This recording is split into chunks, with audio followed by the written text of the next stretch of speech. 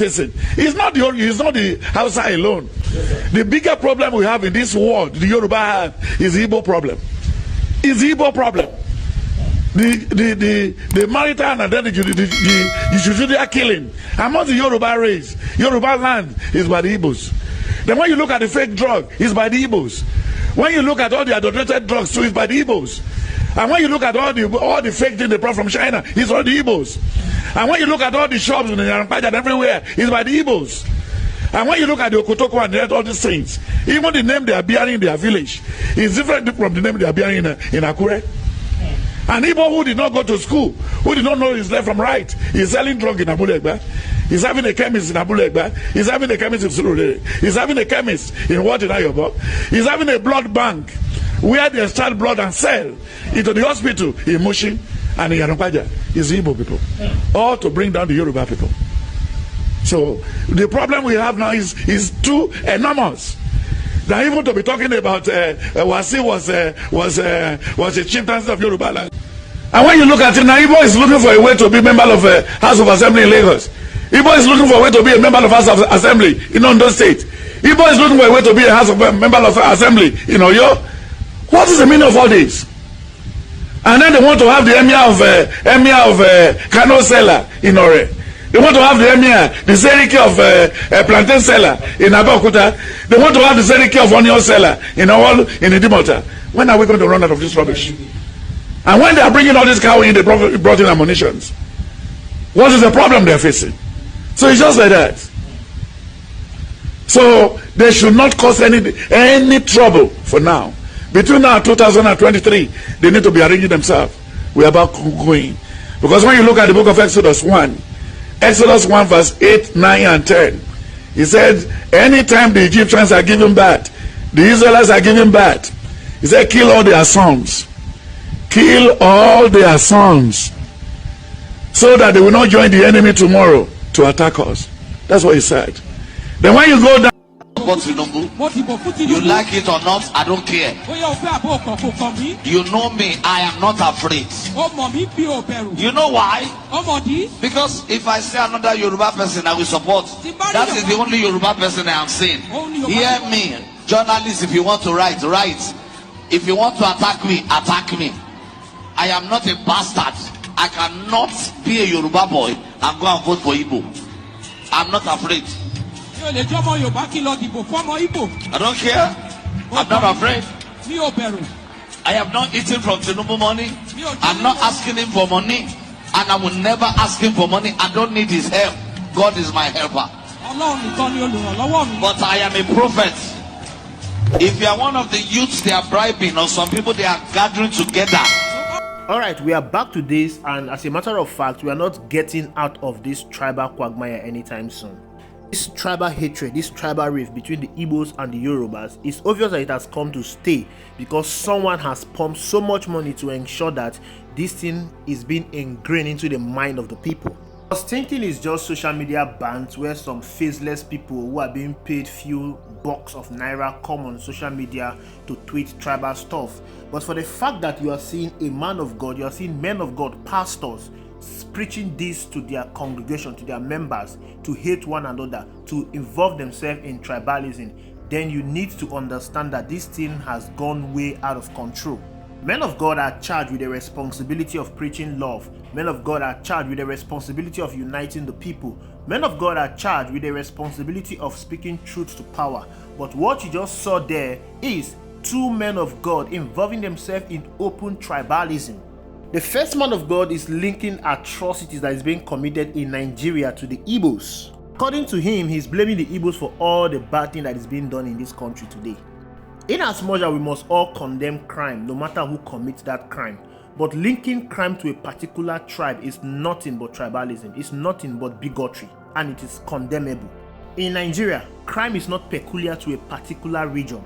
There are criminals in every part of this country. There are criminals in the north, criminals in the south, criminals in the east. Trying to pin all the criminal activities in this country on Igbos is nothing but criminality on its own. If we have to talk about criminality, if you have been active on social media, there's this young guy called Chidi Tweet. This guy has been exposing the criminality that is being carried out in Yoruba land. And most of the people involved, every one of them involved in these criminal activities are Yorubas. And we are talking about ritual killing, where you have people beheading one another just because of ritual killing. It was all over on social media. Before now, they tried to link ritual killing to the Igbos, that Igbos make rituals for money. But if you're active on social media, you would have heard about skull mining. I mean, this thing is so prevalent in the southwest. And the Yorubas, they are the people that are carrying out these activities of ritual killing somebody, harvesting their body parts and using it for rituals. Unfortunately, young Yoruba people are the ones involved in these criminal activities. But never a time will you see an Igbo person going on the national television to slam the Yoruba, to berate the Yoruba for involving themselves in ritual activities. But yet, because of hate, because of tribalism, because of bigotry, because of politics, a man of God is openly berating a region for what he cannot substantiate.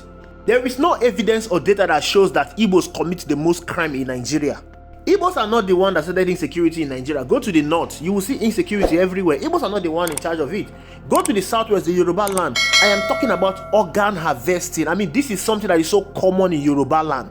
Igbos are not the one responsible for it. Igbos are not the one that destroy Nigeria. Your politicians destroy Nigeria. And when you look at the people that have ruled Nigeria the most, Hausa and the Yorubas, Igbos have not even had the opportunity to have a power at the federal level. So the Hausa and the Yorubas, they contributed in destroying Nigeria. Whatever you're having in this country, the corruption, the killing, the stealing, the unemployment, out of school children, underdevelopment, it was contributed by the Hausa and the Yorubas. So why are they bringing the Igbos into it? And you saw the second man of God saying that he's going to vote for Bola Ahmed Tinubu because Bola Ahmed Tinubu is a Yoruba man. Not because Bola Ahmed Tinubu is competent, not because Bola Ahmed Tinubu has the expertise, not because Bola Ahmed Tinubu has a character to lead Nigeria out of quagmire, but simply because Bola Ahmed Tinubu is a Yoruba man, and he equally urged his members to vote for Bola Ahmed Tinubu. Of course they voted for Bola Ahmed Tinubu, and Bola Ahmed Tinubu is the president of the Federal Republic of Nigeria.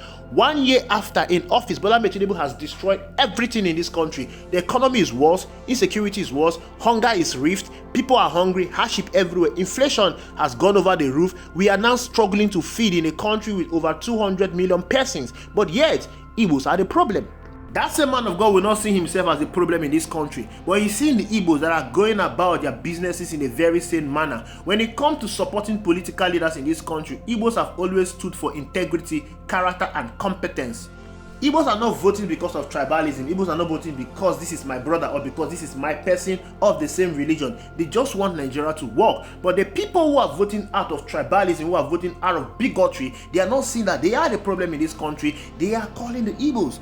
You have seen even across the world where FBI have declared so many Yoruba persons wanted for criminal cyber fraud. Is Hush Puppy an Igbo man? Is Hush Puppy an Igbo man? Hush Puppy is a Yoruba man. But he's an international fraudster that is being held till date in custody by the FBI. The problem is somebody is sponsoring this thing, because the more the people are being divided in tribalism, the more the politicians do what they want to do.